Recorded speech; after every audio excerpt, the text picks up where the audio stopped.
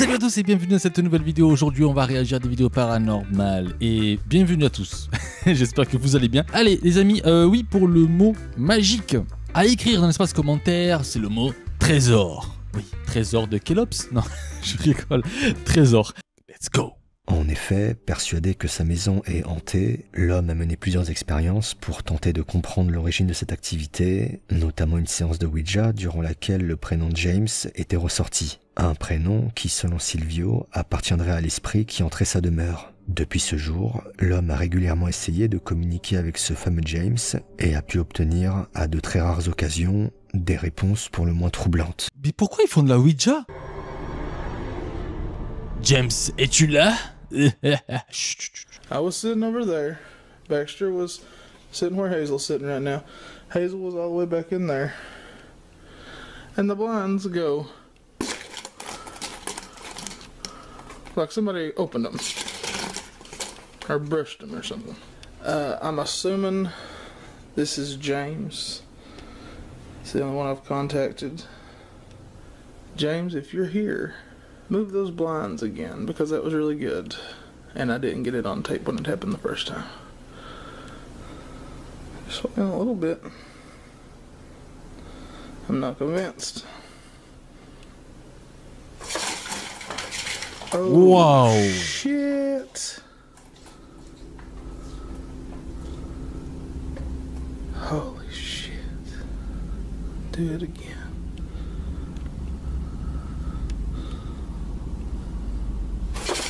Holy shit. C'est pas des fils, hein. C'est pas des fils, hein. Après que Silvio en ait fait la requête, les stores sont pris d'un mouvement brusque à 2 reprises. Un événement troublant qui, s'il n'est pas le fait d'un éventuel complice, laisse penser qu'une présence invisible pourrait se trouver dans la demeure et interagir avec l'homme. Des interactions qui allaient d'ailleurs être à nouveau filmées quelques mois plus tard. James. One more time. Oh! Thank you. Oh! Oh shit. Let's do this. If you are here, ring the bell one time. Non. Non. You see that? Is that happening? Ah ouais. You see that plunger?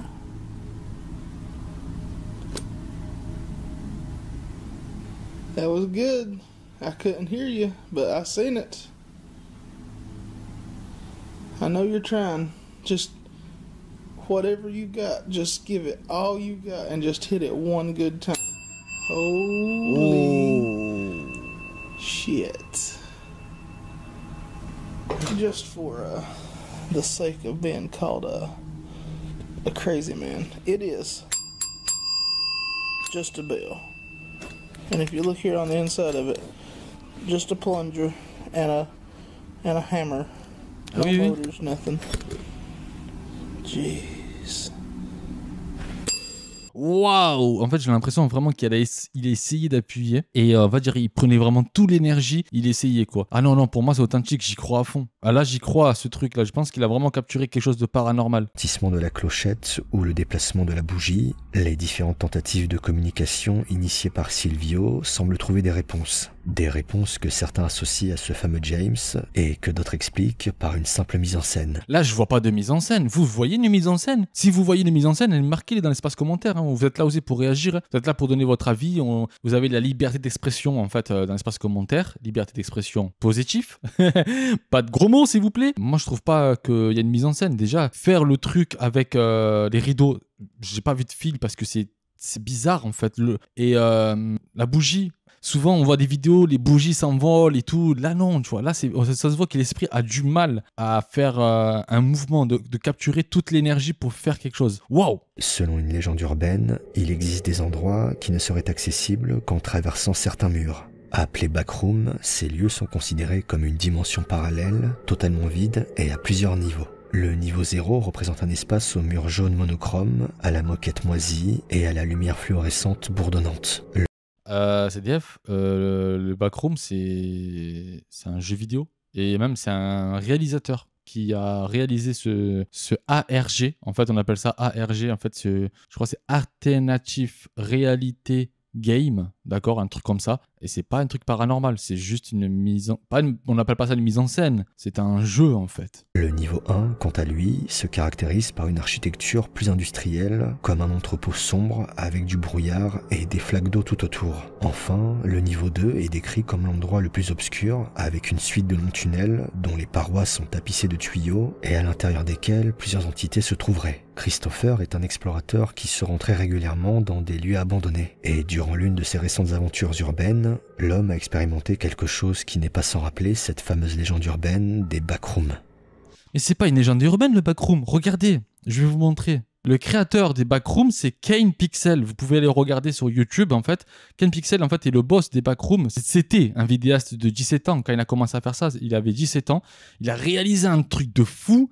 Allez voir, hein, franchement, c'est un truc de fou. Voilà, ça, c'est les backrooms. Vous connaissez, hein, vous avez déjà vu ça. Ce gars a fait le buzz. Et franchement, il est très, très fort. Hein. Il avait 17 ans à l'époque, hein, parce que je crois que c'était en 2019, un truc comme ça. Voilà, c'est ça, c'est marqué là, 2019. Regardez, parce que c'est incroyable. En plus, tout est basé entre réalité et jeux vidéo parce qu'il arrive à fusionner les deux et c'est un truc de fou. C'est pas une légende urbaine, c'est juste un réalisateur, un vidéaste de génie et c'est marqué là, c'est de génie, voilà, le vidéaste de génie et franchement il est très très très fort. Allez-y le voir, c'est Kane Pixel, hein, voilà, vous tapez Kane Pixel sur YouTube ou sur Google et vous allez vous régaler, franchement. Mais dans tous les cas, on va regarder.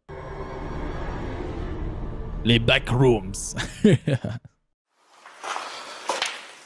You see how you could see with my camera I'm using now with this light on, right?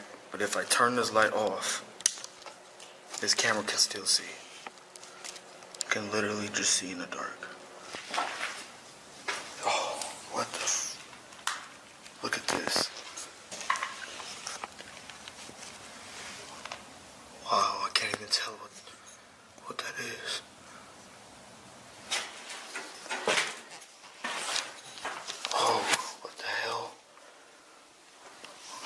Here. Look at these bones.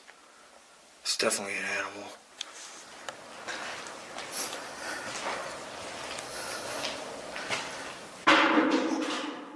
Did you hear that? That was loud. What the hell?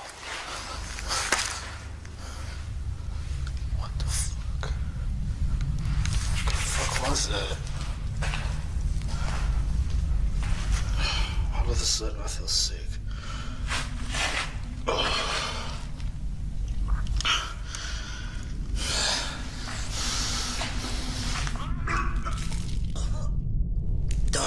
Fuck.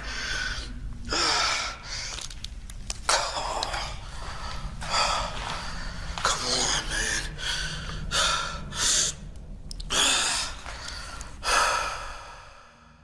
Dans un entrepôt abandonné depuis plus d'un demi-siècle, où gisent carcasses et ossements d'animaux, Christopher est pris d'une nausée soudaine. Un état de malaise auquel l'explorateur ne trouva pas d'explication, jusqu'à ce qu'il découvre les images absolument terrifiantes filmées par sa caméra statique infrarouge.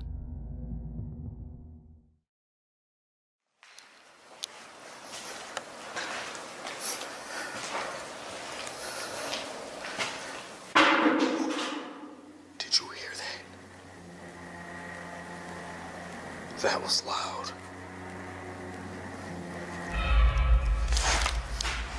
What the hell?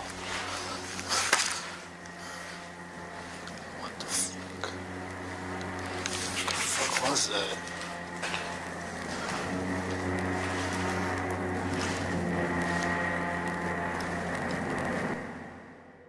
En découvrant les images enregistrées par la caméra statique, une interprétation beaucoup plus sinistre de la scène peut être imaginée. En effet, juste avant que Christopher ne se retourne brusquement, il est possible d'observer un voile blanc recouvrir le corps de l'explorateur. Un événement qui sera suivi d'une étrange apparition semblant dessiner un visage difforme aux yeux brillants. À la vue de ces images, plusieurs personnes ont émis l'hypothèse selon laquelle des entités se trouveraient dans l'entrepôt et qu'elles seraient à l'origine du malaise ressenti par Christopher. Si l'expérience a profondément marqué l'explorateur, ce dernier décidera malgré tout d'y retourner quelques semaines plus tard, et j'aurai l'occasion de vous présenter tout ça dans le prochain épisode. Oui, mais CDF, en fait, c'est une vidéo pour créer de la peur, en fait. S'il est vraiment dans les backrooms, ce que tu veux, tout ça et tout, en fait, il y a une hype là-dessus. Hein. Depuis que Ken Pixel a fait, on va dire, ces vidéos, hein, parce qu'il y a plusieurs vidéos sur les backrooms, tout le monde, en fait, en Amérique, tout le monde commençait à créer le backroom, et c'est là aussi qu'il y a eu l'idée de génie, je crois que c'est un Espagnol qui a été sur TikTok et disait qu'il venait de 2050, tout ça pour créer un livre. Et il disait, ouais, je viens de 2050, il n'y a plus personne et tout. Parce qu'en fait, je vais vous dire un truc pour la peur, hein, parce qu'en fait, il y a une nouvelle peur qui s'installe et que tout le monde joue avec. En fait, c'est la peur de la solitude. En fait, depuis le confinement de 2020, déjà, la peur a changé d'être seul et d'avoir quelque chose d'étrange autour de lui. C'est une nouvelle peur, en fait, qui s'est mise en place. En fait, la solitude. Le côté qu'il n'y a plus d'humains, en fait. Et tu es seul dans des endroits où à la base il y a beaucoup d'humains. Et en fait c'est ça, et c'est avec ça qu'on joue. Mais là non, c'est pas du paranormal, c'est pas du creepy, c'est quelque chose de pour faire peur. Voilà, c'est dans la hype. Voilà, c'était dans la hype. On passe à la suite. Et n'oubliez pas le mot magique trésor dans l'espace commentaire. Depuis plusieurs mois, un homme vivant seul avec son chat est témoin d'une activité étrange chez lui. Une activité qui se caractérise notamment par de nombreux bruits à l'intérieur et à l'extérieur de sa maison. En se renseignant davantage auprès de sa commune, l'homme a découvert que sa résidence se trouvait près d'un site où plusieurs personnes ont été enterrées. Une découverte qui expliquerait peut-être les phénomènes particulièrement effrayants que l'homme a pu filmer. Tapage nocturne. Putain, je vis ça tout le temps ici.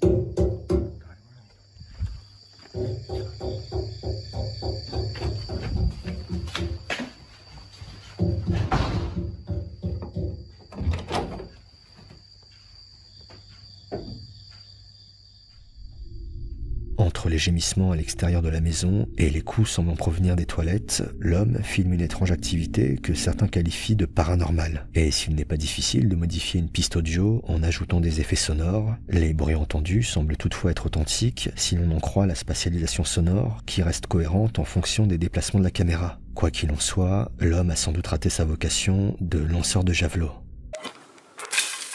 Excuse-moi, quand même, il a marché, hein, parce que quand il a jeté, il n'y avait plus de cris.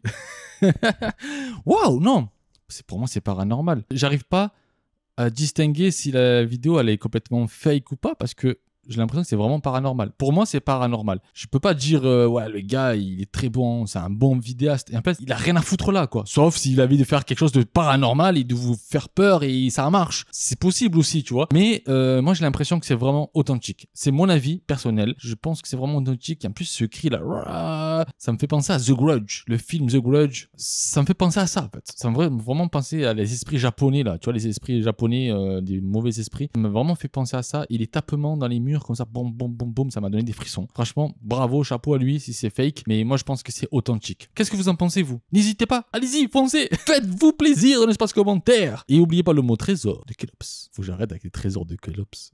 Alors, on va regarder une vidéo d'enquête paranormale de Oz. Ok, j'ai regardé quasiment toutes ses vidéos. Et franchement, il a l'air authentique. Franchement, allez vous abonner à sa chaîne s'il le faut. Donner de la force à ce mec. Et je vous mets le lien en description au cas où. Je les ai quasiment tous regardés. Il a, on va dire, un style à lui. Et ça, j'aime bien. Dans le précédent cocktail de frissons, nous avions suivi l'investigation de Cédric, un enquêteur français qui s'était rendu dans un bâtiment abandonné dans lequel plusieurs de ses connaissances ont dit ressentir un certain malaise au niveau des étages supérieurs. Au cours de cette enquête, Cédric avait entendu de nombreux bruits très distincts et une de ses caméras statiques avait filmé l'ouverture soudaine de la porte d'un placard. N'ayant pas eu connaissance de cet événement sur le moment, Cédric décida de continuer son investigation qui allait mettre ses nerfs à rude épreuve. Tension palpable.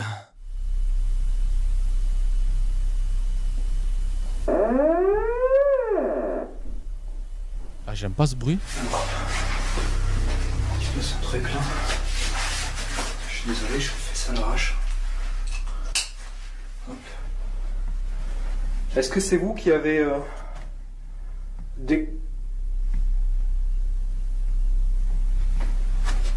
déclenché le pod là-bas et puis le térémine ici?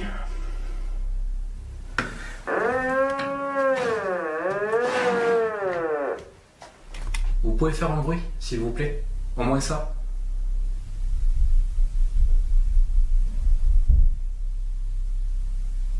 C'est vous qui faites ça? Alors je sais pas du coup si c'est pas cet étage que les gens m'ont signalé comme étant malaisant. Et là pour le coup franchement,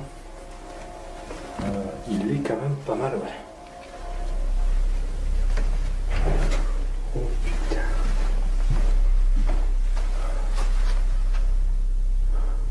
Est-ce que c'est vous? Il y a les fenêtres ouvertes je crois ici. Tu te forces en fait à rester malgré la peur. Putain.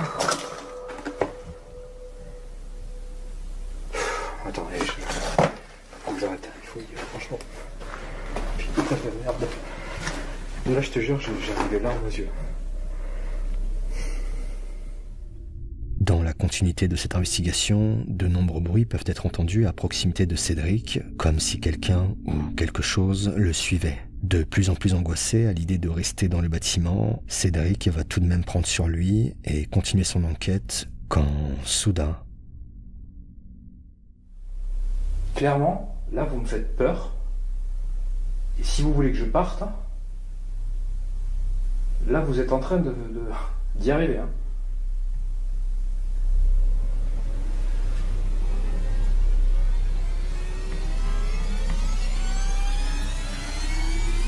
Alors, est-ce que vous voulez bien me répondre et me dire pardon, c'est putain.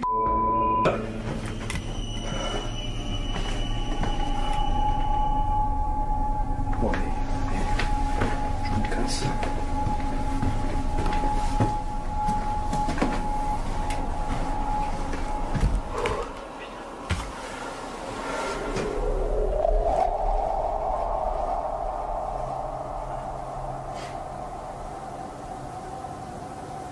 Ça vous dérange si je vais faire un tour en bas?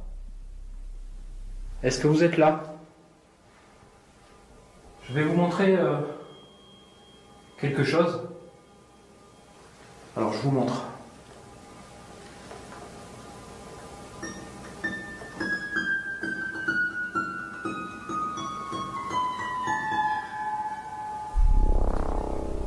Alors oui, c'est pas rassurant, je sais. Mais si vous pouviez faire ça... Alors si jamais ça arrive, ça les amis, je pense que je me casse direct.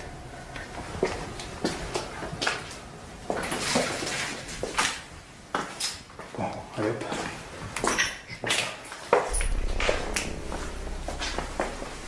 Hop là. J'arrête. Aïe. J'arrête.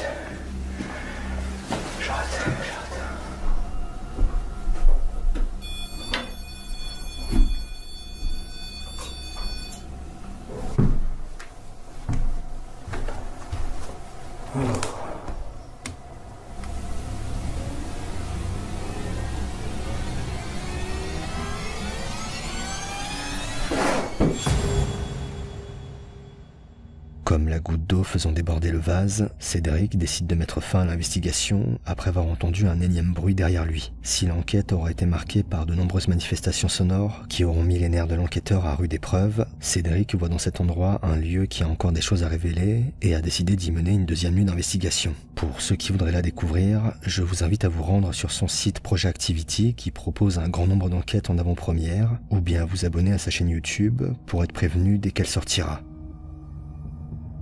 C'est la fin de cet épisode. Ah, c'est la fin. C'est la fin. Les amis, je vais vous dire un truc. Pour moi, c'était complètement authentique. J'ai pris le temps de regarder quasiment toutes ces vidéos. Ces vidéos sont longues, ok, elles durent 1 heure, 1 heure et demie. L'investigation de Oz me semble vraiment authentique, il me semble rationnel. J'ai pas l'impression que le gars s'amuse à créer de la peur et tout ça. Il va dans des endroits, déjà, je me dis, mais comment il arrive à obtenir ses droits pour aller là-bas, déjà. J'aimerais bien un jour faire un feat avec lui pour une enquête paranormale, parce que très souvent, il le fait seul pour capturer ces moments-là. Parce que, en fait, c'est des éléments de doute. Ensuite, quand il a dit, ouais, si vous voulez que je me casse, si tu te sens mal, on me l'a déjà dit plusieurs fois parce que j'ai envie de faire des vidéos d'enquête paranormale, on m'a prévenu que si tu te sens mal et que tu te sens pas bien et que tu as la sensation que tu dois partir, ben pars. Voilà, c'est ce qu'on m'a dit. Alors, du coup, je pense que c'est ça ce qu'il a ressenti. L'esprit, en fait, le chasse. Et bah, tu te casses. Voilà, tu te casses. Franchement, allez-y voir ces vidéos parce que c'est impressionnant. Déjà, tu es dedans, tu écoutes. C'est vraiment impressionnant. Le nombre de bruits qu'il entend, le nombre de choses qui se passent, c'est vraiment impressionnant. Nous, les amis, on se dit à très bientôt pour une nouvelle vidéo. J'adore ce cadre. Je sais pas pourquoi, mais j'adore ce cadre, en fait. Et n'oubliez pas le mot dans l'espace commentaire, le mot trésor. D'accord? J'ai pas envie de dire ce mot, mais j'ai voulu dire Kelops. Je voulais pas le dire, mais voilà. Enfin bref, la trésor dans l'espace commentaire. Nous, on se dit à très bientôt. J'espère que cette vidéo, ça vous a plu. Et ciao!